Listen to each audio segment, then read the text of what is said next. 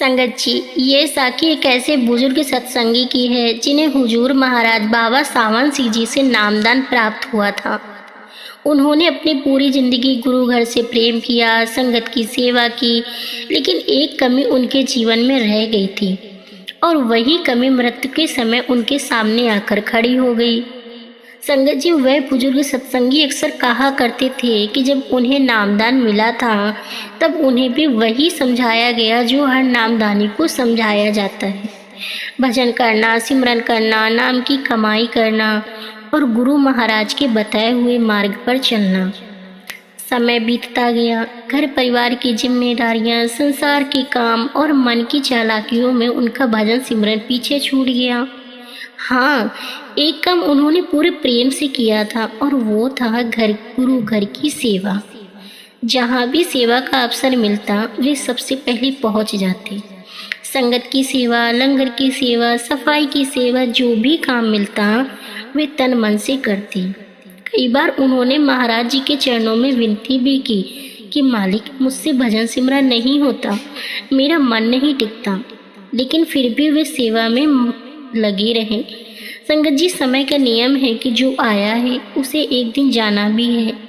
धीरे धीरे उनकी आयु अधिक हो गई और एक दिन ऐसा आया कि जब मृत्यु उनके द्वार पर आ पहुंची।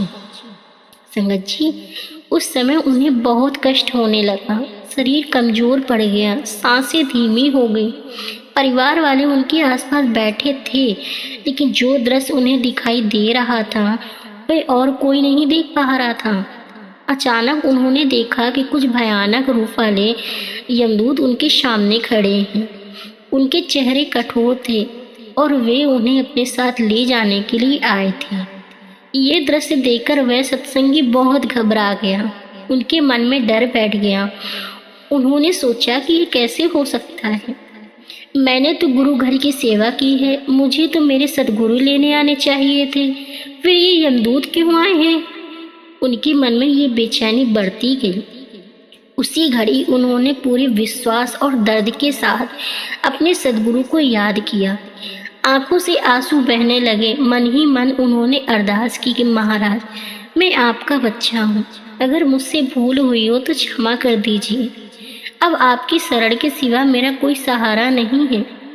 कहते हैं ना संगत जी कि सच्चे दिल से की गई पुकार कभी व्यर्थ नहीं जाती। जैसे ही उन्होंने अपने सदगुरु को पुकारा, अचानक वहां का दृश्य बदल गया।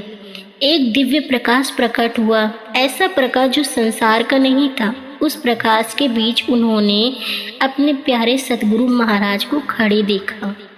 उनके चेहरे पर वही करुणा, वही दया और वही प्रेम था। जैसे ही सदगुरु महाराज वहां पहुंचे, यमदूत पीछे हटने लगे।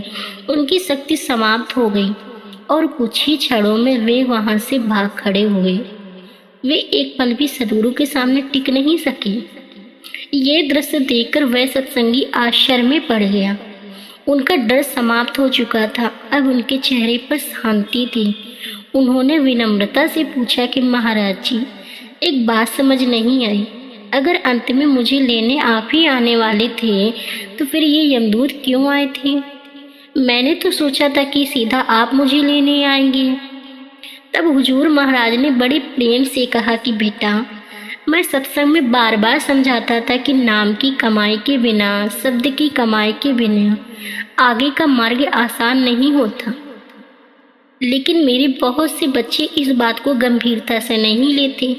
वे कहते हैं कि हमसे भजन सिमरन नहीं होगा। जब जीव नाम की कमाई नहीं करता तब उसे आगे बढ़ने से कठिनाइयों का सामना करना पड़ता है, इसलिए तुम्हें भी ये दृश्य देखना पड़ा। फिर महाराज जी मुस्कुराए और बोले कि लेकिन तुमने एक काम पूरी निष्ठा से किया था। तुमने मेरी संगत की सेवा की, गुरु घर की सेवा की। जो प्रेम से मेरी संगत की सेवा करता है, मैं उसे कभी नहीं बोलता। उसकी सेवा का फल उसे अवश्य मिलता है, इसलिए तुम्हें छोड़ने के लिए नहीं, लेने के लिए मैं स्वयं आया हूँ। ये सुनकर उस बुजुर्ग सत्संगी की आंखों से आंसू आने लगे, लेकिन वे आंसू डर के नहीं संगत जी, आनंद के थे। उनका चेहरा खिल उठा। उन्हें विश्वास हो गया कि सदगुरु अपने बच्चों को कभी नहीं भूलते। उन्होंने हाथ जोड़कर अपने सद्गुरु को प्रणाम किया। उनके चेहरे पर एक मधुर मुस्कान आ गई और उसी मुस्कान के साथ उन्होंने अपने अंतिम प्राण त्याग दिए। संगत जी, ये साखी हमें दो बहुत बड़ी बातें सिखाती है। पहली बात, गुरु घर की सेवा कभी व्यर्थ नहीं जाती। सेवा का एक एक क्षण मालिक के दरबार में दर्ज होता है। और दूसरी बात, केवल सेवा ही नहीं बल्कि नाम की कमाई भी आवश्यक है। भजन सिमरन ही वह धन है जो मृत्यु के बाद हमारे साथ चलता है।